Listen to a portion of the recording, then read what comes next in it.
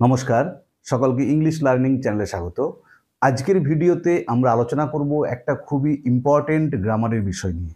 বিষয়টা হলো voice change. তো তোমরা নিশ্চয়ই থাম্বনেলটা দেখে বুঝতে পেরেছো যে আজকে আমাদের আলোচনার বিষয় হচ্ছে ভয়েস চেঞ্জ।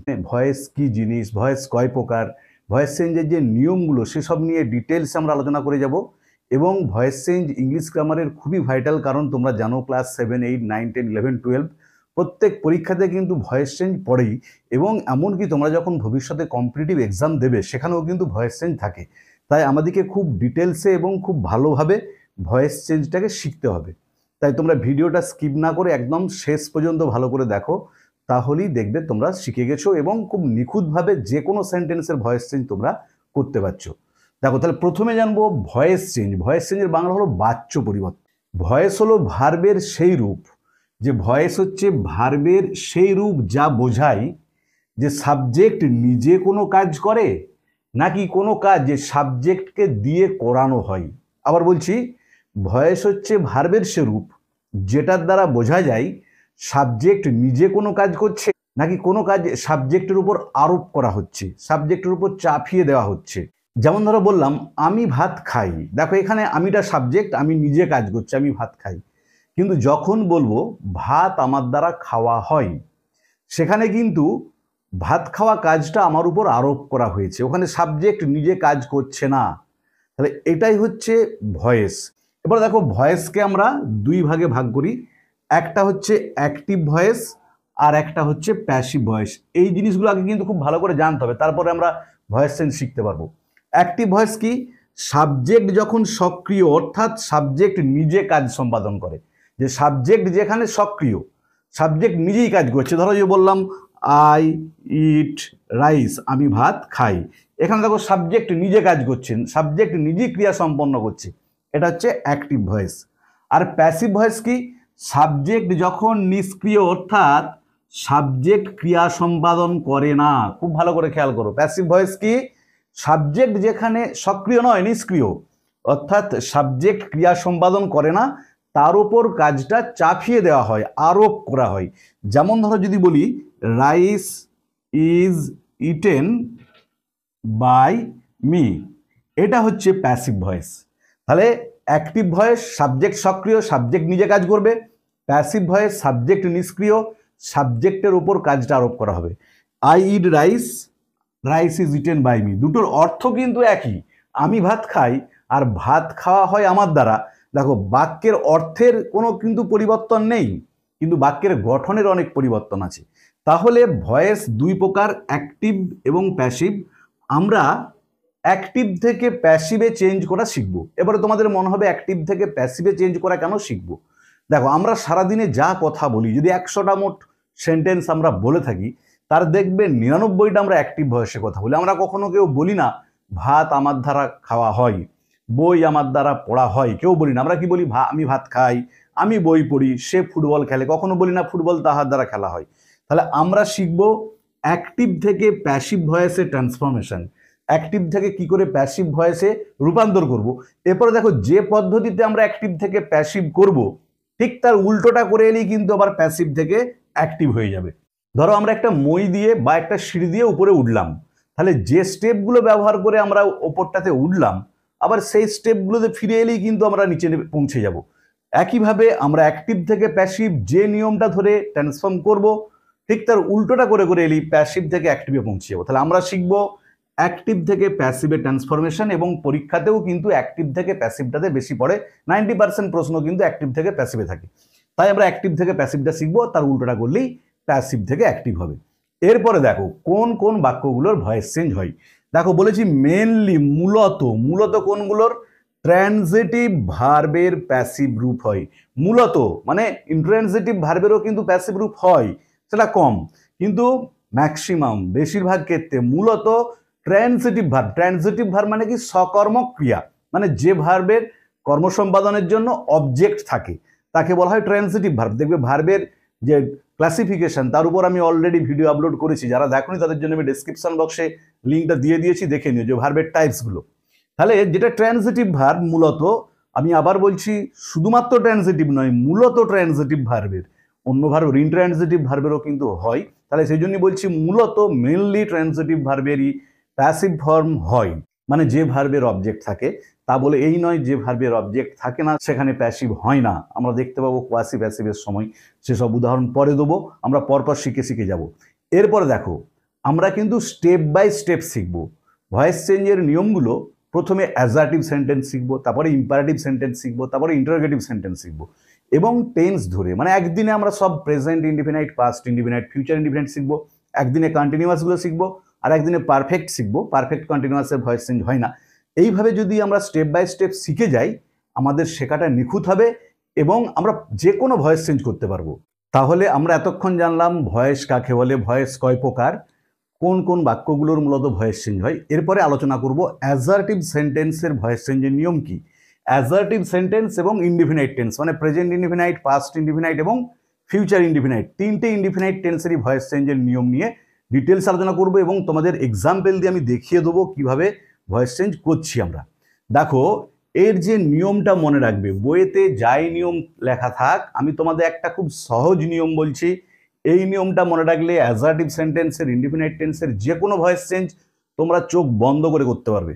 নিয়মটা হচ্ছে ও বি ভিপিপি বাই এস। কি বললাম তোমরা শুধু এটা মনে রাখবে, ও বি ভিপিপি বাই এস। এই নিয়মটাকে আমরা মনে রেখে দেবো অ্যাক্টিভ থেকে। আমরা কিন্তু অ্যাক্টিভ থেকে প্যাসিভে ট্রান্সফর্ম করছি, এটা খেয়াল রাখতে হবে। আমরা অ্যাক্টিভ থেকে প্যাসিভ ভয়েসে রূপান্তর করব অ্যাজার্টিভ সেন্টেন্সের ইনডিফিনাইট টেন্স। তার নিয়ম হচ্ছে ও বি ভিপিপি বাই এস। এরপরে দেখো ও বি ভিপিপি বাই এসটা কি। ও ফর অবজেক্ট, মানে অবজেক্ট, ও হলো অবজেক্ট, ও এর ফুল ফর্ম। মানে যখন আমরা অ্যাক্টিভ থেকে প্যাসিভ করব প্রথমে বসবে ও মানে অবজেক্ট, তারপরে বসবে বি ভার্ব। বি মানে হচ্ছে বি ভার্ব, প্রেজেন্ট টেন্সে অ্যামিজার, পাস্ট টেন্সে ওয়াজ ওয়্যার, আর ফিউচার ইনডিফিনাইটের ক্ষেত্রে বিটা বি বসে যাবে। আমি এক্সাম্পল দিয়ে দেখিয়ে দেবো। আর ভিপিপি মানে ভার্বের পাস্ট পার্টিসিপল ফর্ম, ভি3 ফর্ম যেটাকে বলা হয়, ভার্বের পাস্ট পার্টিসিপল, সেই জন্য ভিপিপি ভার্বের পাস্ট পার্টিসিপল, ভি3 ফর্ম। তারপরে বাই, এবার এটা কোনো কোনো ক্ষেত্রে টুও হয়, উইথও হয়, কিন্তু ম্যাক্সিমাম ক্ষেত্রে বাই হয় বলে আমরা বাইটাকেই মনে রাখবো। তারপরে এস, এস মানে হচ্ছে সাবজেক্ট। তাহলে এই নিয়মটাকে আমরা যদি বলি প্রথমে অবজেক্ট বসবে, তারপরে বি ভার্ব বসবে, তারপরে ভি3 বসবে, তারপরে বাই বসবে, তারপরে সাবজেক্ট বসবে, মনে রাখা ডিফিকাল্ট হবে। তার থেকে একটা লাইনে ও বি ভিপিপি বাই এস, এই নিয়মটাকে যদি আমরা মনে রাখি, আমরা অ্যাজার্টিভ সেন্টেন্সের ইনডিফিনাইট টেন্স, প্রেজেন্ট, পাস্ট বা ফিউচার তিনটেরই কিন্তু খুব একদম সুন্দরভাবে কোনো রকম ভুল ছাড়াই যে কোনো বাক্যের ভয়েস চেঞ্জ আমরা করে দেবো ইনডিফিনাইট টেন্সের। এবারে তোমাদের আমি এক্সাম্পল দিয়ে দেখাচ্ছি, দেখো এই নিয়ম ধরে কিভাবে আমরা ভয়েস চেঞ্জ করছি। দেখো আমি এখানে তিনটে এক্সাম্পল দিয়েছি প্রেজেন্ট ইনডিফিনাইট টেন্সের। তাহলে আমাদের নিয়মটা কি, ও বি ভিপিপি বাই এস আমি এখানে লিখে রেখেছি। এই নিয়ম ধরে আমরা ভয়েস চেঞ্জ করব। দেখো আমাদের তার মানে যখন ভয়েস চেঞ্জ করব একটা সেন্টেন্সের তিনটে পার্টকে আমাকে খুঁজে বের করতে হবে, সাবজেক্ট, ভার্ব, অবজেক্ট।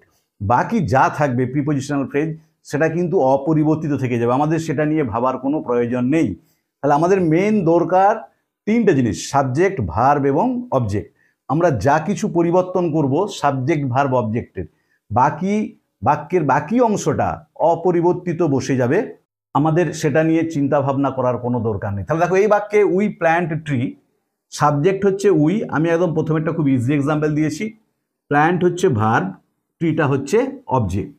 দেখো এরপরে আমরা এই নিয়মটাকে ফলো করে ভয়েস চেঞ্জটা করবো। কীরকম দেখো, ও তাহলে প্রথমে কি লিখবো, ট্রি, তারপরে দেখো বি ভার্ব, বাক্যগুলো প্রেজেন্ট টেন্সে আছে, প্রেজেন্ট টেন্সে বি ভার্ব কি কি, অ্যাম, ইজ, আর, এই তিনটে হলো প্রেজেন্ট টেন্সের বি ভার্ব। তাহলে আমরা ট্রি এর পরে অ্যাম, ইজ, আর এর মধ্যে যেটা অ্যাপ্রোপ্রিয়েট সেটা ব্যবহার করব। তাহলে ট্রি এর পরে কি বসবে, ইজ, তাহলে ও হলো, বি হলো।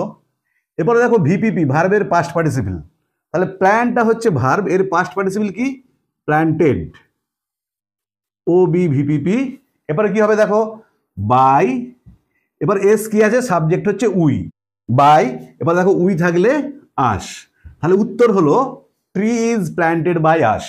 এরপরে দেখো কয়েকটা প্রোনাউন আছে, যে প্রোনাউনগুলোর ভয়েস চেঞ্জের সময় মানে অ্যাক্টিভ থেকে প্যাসিভ করো বা প্যাসিভ থেকে অ্যাক্টিভ যেটাই করো না কেন তার পরিবর্তনগুলো আমাদেরকে মনে রাখতে হবে। যেমন ধরো আই থাকলে মি হবে। দেখো বোথ সাইড অ্যারো, মানে আই থাকলে মি হবে, মি থাকলে আই হবে, হি থাকলে হিম হবে, সি থাকলে হার হবে, উই থাকলে আস হবে, দে থাকলে দেম হবে।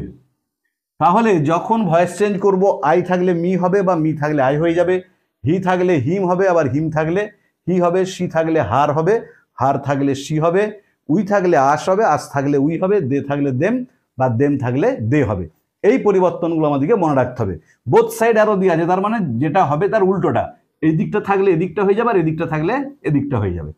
তারপরে দ্বিতীয়টা, he sells fruit in the market. আমি কি বললাম, আমাদের মেন দরকার সাবজেক্ট ভার্ব অবজেক্ট, বাকি আদার পার্ট অফ দ্য সেন্টেন্সটা অপরিবর্তিত বসে যাবে। তাহলে এখানে সাবজেক্ট হচ্ছে হি, ভার্ব হচ্ছে সেলস, ফ্রুটটা হচ্ছে অবজেক্ট, এই পার্টটা এটা কিন্তু অপরিবর্তিত শেষে বসে যাবে। তাহলে দেখো কি উত্তর হবে, ফ্রুট ও হলো। এবারে দেখো বিভার্ব, বিভার্ব কি বসবে অ্যামিজারের মধ্যে, ইজ। তারপরে দেখো সেলের পাস্ট পার্টিসিপল কি, সোল্ড। তারপরে বাই, হি থাকলে কি হবে, হিম। তারপরে ইন দা মার্কেট। তাহলে উত্তর হলো fruit is sold by him in the market. বা লাস্ট এটা দেখো কি আছে, দে প্লে ফুটবল এভরিডে। এই বাক্যের সাবজেক্টকে দে, ভার্ব হচ্ছে প্লে, ফুটবল হচ্ছে অবজেক্ট, এটা অপরিবর্তিত বসে যাবে। তাহলে আমরা দেখো উত্তর করব কি, প্রথমে লিখবো ফুটবল, তারপরেতে ইজ বসবে, যে ক্ষেত্রে প্লুরাল নাম্বার থাকবে সেক্ষেত্রে আর বসবে, যেটা অ্যামিজার ব্যবহারের নিয়ম আমরা সে অনুযায়ী বস করাবো। এখানে কিন্তু প্রত্যেকটাতে ইজ বসেছে, কারণ সবগুলো দেখো থার্ড পার্সন সিঙ্গুলার নাম্বারে আছে। তাহলে ও হলো, বি হলো, ভিপিপি প্লের পাস্ট পার্টিসিপল হচ্ছে প্লেড বাই, দে থাকলে কি হয় দেম, তারপরে এভরিডে, এটা হলো উত্তর। তাহলে এই নিয়ম ধরি দেখো আমরা প্রেজেন্ট ইনডিফিনিট টেন্সের তিনটে এক্সাম্পল এখানে দিলাম, যে এই ও বি ভিপিপি বাই এস এই নিয়ম ধরি কিন্তু পরিবর্তনটা হচ্ছে। এবারে বললাম কি বাইটা কয়েকটা জায়গাতে হয় না, সেগুলো আমি কিন্তু শেষে একটা ভিডিও করব, কোন কোন ক্ষেত্রে বাইয়ের পরিবর্তে টু বসে বা উইথ বসে সেই নিয়ে আলাদা একটা ভিডিও করব, সেটা তোমরা খেয়াল রাখবে। দেখো এখানে আমি পাস্ট ইনডিফিনাইটের তিনটে এক্সাম্পল দিয়েছি, এই তিনটে এক্সাম্পল দিয়েছি, তিনটেই পাস্ট ইনডিফিনিট আছে এবং আমাদের ভয়েস চেঞ্জের নিয়ম হলো ওবি ভিপিপি বাই এস। এখানে শুধুমাত্র পরিবর্তন কি হবে, বি ভার্বটা প্রেজেন্টে হচ্ছিল অ্যামিজার, এখানে হবে ওয়াজ ওয়্যার। দেখো এবারেতে সাবজেক্ট ভার্ব অবজেক্ট। এবারে দেখো আমি কি এইমাত্র প্রোনাউনের পরিবর্তনটা কি বললাম, দে থাকলে দেম হয়, যখন দেম থাকবে তখন কি হয়ে যাবে দে। খেয়াল রাখতে হবে কিন্তু, দে থাকলে দেম হয়, দেম থাকলে দে হয়, ওই জন্য আমি বোথ সাইড আরোটা দিয়েছিলাম। তাহলে ও হলো। এবারে বি ভার্ব ওয়াজ ওয়্যারের মধ্যে দে আছে মানে ওয়ার হবে, দে ওয়ার। দেখো ফলোড ভিপিপি ফর্ম ফলোড, তারপরে বাই, হি থাকলে কি হয় হিম। তাহলে উত্তর হলো they were followed by him. দু নম্বরে দেখো the cat kill the rats at night. এখানে দ্য ক্যাটটা হচ্ছে সাবজেক্ট, কিলটা হচ্ছে ভার্ব, দ্য র্যাটসটা হচ্ছে অবজেক্ট, এটা হচ্ছে other part of the sentence. তাহলে এটা যেমন আছে অপরিবর্তিত বসে যাবে, আমাদের কোনো চেঞ্জের প্রয়োজন পড়বে না। তাহলে আমরা দেখো প্রথমে যেমন বসে দ্য র্যাটস, ও হলো বিভার্ব কি হবে, যেহেতু পাস্ট টেন্সে আছে প্লুরাল নাম্বারে আছে ওয়ার করব, দ্য ক্যাটস ওয়ার, ও হলো, বি হলো, ভিপিপি কিল্ডের past participle killed by, the সাবজেক্টকে দ্য ক্যাট, দি অ্যাট নাইটটা যেমন আছে বসে গেল। 3 নম্বরে কি আছে দেখো, she open the door, subject verb object. তাহলে প্রথমে কি বসবে দ্য ডোর, দেখো তারপরে কি বসবে ওয়াজ, সিঙ্গুলার নাম্বার আছে থার্ড পারসন সিঙ্গুলার নাম্বারের পরে পাস্ট টেন্সে বিভার্ব হিসাবে ওয়াজ বসে, দ্য ডোর ওয়াজ, ভিপিপি কি হবে ওপেনড বাই, শি থাকলে হার। তাহলে উত্তর হলো the door was opened by her. তাহলে পাস্ট ইনডিফিনিটের ক্ষেত্রেও আমরা এই নিয়ম ওবি ভিপিপি বাই এস ব্যবহার করি ভয়েস চেঞ্জ করলাম, শুধুমাত্র বিভার্বটা অ্যামিজারের জায়গায় ওয়াজ ওয়্যার হলো। এরপর আমি তোমাদের ফিউচার ইনডিফিনাইটের কয়েকটা এক্সাম্পল দিয়ে দেখাচ্ছি। দেখো ফিউচার ইনডিফিনাইট টেন্সেও কিন্তু ওবি ভিপিপি বাই এস ধরেই হবে। খেয়াল রাখতে হবে এখানে বিটা বি থেকে যাবে, প্রেজেন্ট ইনডিফিনাইটে যেমন অ্যামিজার হচ্ছিল, পাস্ট ইনডিফিনাইটে ওয়াজ ওয়্যার হচ্ছিল, এক্ষেত্রে কিন্তু বিটা বি থেকে যাবে, কোনো রকম পরিবর্তন হবে না। আর আমি এখানেতে একটা অন্য এক্সাম্পল দিয়েছি যেটা ফিউচার ইনডিফিনাইটে নেই, যে কোনো মোডাল থাকলে তোমরা কিভাবে ভয়েস চেঞ্জটা করবে, সেটার জন্য আমি চতুর্থ এক্সাম্পলটা দিয়েছি। দেখো প্রথমে কি আছে, he will solve the problem, subject verb object. আগে আমরা ভয়েস চেঞ্জ করার সময় ওই তিনটে পার্টকে ভালো করে খুঁজে নেবো। তাহলে প্রথমে কি বসবে, দেখো দ্য প্রবলেম, ও হলো। খেয়াল রাখতে হবে যখন ফিউচার টেন্সের ভয়েস চেঞ্জ করব বা সেন্টেন্সের যদি কোনো মডাল থাকে, যেমন এখানেতে হি ক্যান ড্রাইভ কার, মডালটা কিন্তু ঠিক যেমন সাবজেক্টের পরে বসেছিল এখানেতেও অবজেক্টের পরে অপরিবর্তিত বসে যাবে, শুধু শ্যালের পরিবর্তে উইল হতে পারে, উইলের পরিবর্তে শ্যাল হতে পারে। আমি তোমাদের সেরকম এক্সাম্পল দিয়েছি যে আমরার পরে শ্যাল বসে, বাকি সব ক্ষেত্রে উইল বসে। তাহলে এখানে দা প্রবলেমের পরেও উইলটা বসবে। আমি কি বললাম, যেমন সাবজেক্টের পরে মডালটা বসেছিল এক্ষেত্রেও অবজেক্টের পরে মডালটা বা শ্যাল বা উইলটা বসবে। এরপরে খেয়াল রাখতে হবে যে শ্যাল বসবে না উইল বসবে। ফার্স্ট পার্সনের পরে শ্যাল হয়, আমরার পরে বাকি সব ক্ষেত্রে উইল হয় ফিউচার টেন্স বোঝাতে। তাহলে ও হলো, মডালটা বসলো, বিটা এখানে বি বসবে বললাম, এটা একটা সুবিধা আমাদের। প্রেজেন্টে হচ্ছে অ্যামিজার হবে না ওয়াজওয়ার হবে পাস্টের ক্ষেত্রে, এখানে কোনো ভাবনার ব্যাপার নেই, বিটা বি বসে গেল। তাহলে ও হলো, বি হলো। এরপরে ভিপিপি, সলভের পাস্ট পার্টিসিপল কি সলভড, ও বি ভিপিপি বাই, তারপর দেখো এস, হি থাকলে কি হবে হিম। তাহলে উত্তর হলো the problem will be solved by him. দুইটা দেখো, he will help me, subject verb object. তাহলে প্রথমে তো আমরা মিটা কি হয়ে যাবে আই, সেই প্রোনাউন পরিবর্তনের নিয়মেতে ছিল আই থাকলে মি হয়, মি থাকলে আই হয়। এরপরে দেখো এখানে হি এর পরে উইল বসে, কিন্তু আয়ের পরে কি বসবে শ্যাল। এই জিনিসটা আমাদেরকে একটু খেয়াল করতে হবে যখন আমরা মডালটাকে নামাবো। তারপরে দেখো ও, মডালটা নামলো বি, বিটা বি বসবে, হেল্পের পাস্ট পার্টিসিপল ফর্ম হচ্ছে হেল্পড বাই, হি থাকলে হিম। তাহলে উত্তর হলো I shall be helped by him. 3 নম্বরে দেখো I shall tell you, subject verb object. তাহলে প্রথমে কি বসবে, ইউটা ইউই পরিবর্তন হয় না, সেই জন্য আমি ওখানে দেখাইনি। যখন আমি প্রথমে দেখালাম প্রোনাউনের পরিবর্তন, ইউটা ইউই থেকে যায়। দেখো এরপরেতে আয়ের পরে শ্যাল বসেছিল, ইউ এর পরে কিন্তু শ্যাল বসবে না, ইউ এর পরে উইল বসবে। তাহলে ও হলো, মোরালটা নামলো, বিটা বি থেকে যাবে। ফিউচার টেন্সে বিটার পরিবর্তন হয় না, বি থেকে যায়। টেলের পাস্ট পার্টিসিপল হচ্ছে টোল্ড, তারপরে বাই, আই থাকলে মি। তাহলে দেখো এই পরিবর্তনটা খেয়াল করতে হবে, এখানে শ্যাল হলো, এখানে কিন্তু শ্যালটা আবার উইল হলো। এবারে দেখো 4 নম্বর যে এক্সাম্পলটা দিয়েছি এটা কিন্তু ফিউচার টেন্স নয়, কিন্তু অন্য মডাল ব্যবহার করে কিভাবে তোমরা ভয়েস চেঞ্জ করবে সেটা আমি দেখিয়েছি। He can drive car, subject verb object. একই নিয়ম, ফিউচারে যা নিয়ম অন্য মডাল থাকলেও একই নিয়ম। প্রথমে আমরা দেখো কি লিখলাম অবজেক্ট, তারপরে যে মডালটা থাকবে সে মডালটা নেমে যাবে। ফিউচার ইন্ডিপেন্ডেন্টের ক্ষেত্রে কিন্তু আমাদেরকে ভাবতে হচ্ছিল শ্যাল হবে না উইল হবে, এক্ষেত্রে কিন্তু যা মডাল থাকবে, ক্যান থাকলে ক্যান, মে থাকলে মে, শুড থাকলে শুড, সেটাই বসে গেল। তারপরে বিটা বি থাকবে, তারপরে ভিপিপি ড্রাইভের পাস্ট পার্টিসিপল হচ্ছে ড্রাইভেন, তারপরে বাই, হি থাকলে হিম। এটা হলো উত্তর। তাহলে আজকের ভিডিওতে আমরা আলোচনা করলাম ভয়েস কাকে বলে, ভয়েস কয় প্রকার, এবং অ্যাসার্টিভ সেন্টেন্সের ইনডিফিনাইট টেন্স অর্থাৎ প্রেজেন্ট, পাস্ট এবং ফিউচার ইনডিফিনাইট টেন্সের ভয়েস চেঞ্জের নিয়ম নিয়ে। ভিডিওটা ভালো লাগলে অবশ্যই লাইক করবে, বন্ধুদের মধ্যে শেয়ার করবে এবং কমেন্ট করে জানাবে। আর যারা চ্যানেলটা প্রথম দেখছো বা চ্যানেলটা এখনো সাবস্ক্রাইব করোনি তারা অবশ্যই চ্যানেলটা সাবস্ক্রাইব করে পাশে থাকা বেল বাটনটা প্রেস করবে, যাতে পরের ভিডিওটা আপলোড করার সাথে সাথে তোমাদের কাছে নোটিফিকেশনটা পৌঁছে যায়। পরের দিনে আমরা কন্টিনিউয়াস টেন্সের, অ্যাসার্টিভ সেন্টেন্সের কন্টিনিউয়াস টেন্সের ভয়েস চেঞ্জ নিয়ে ডিটেলস আলোচনা করব। অবশ্যই ফলো করবে। ভালো থেকো সবাই, ধন্যবাদ।